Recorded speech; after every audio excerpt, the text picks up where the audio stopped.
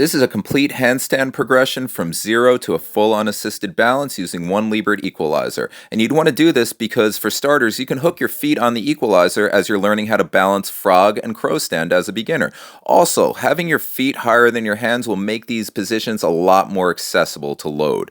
Also, the equalizer is going to force you into a lot more compressed position and start building your mobility, just like you see me doing here. And I'm also doing it with a much safer wrist angle that will gradually build my wrist strength. Then when I step up on the equalizer, it's going to load me even deeper into the stretch. When I walk down the equalizer, do you see how much it wobbles?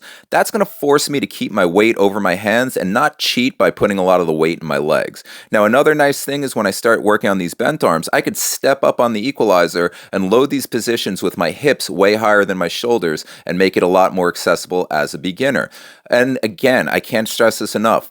The equalizer is going to force you to use a lot more mobility, and it's going to help you build that flexibility that's required. Now, once I start learning how to kick up into a handstand, it's great that I can rest my forearms against the feet of the equalizer, and it's just going to take a lot of the fear of the balance out because I can just balance to the front side and not worry about flipping over so much.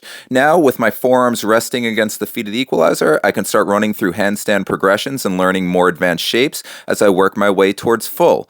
As you see here, once I can balance the full, just start working your arms off of the feet, and congratulations, you can now do a handstand. Enjoy!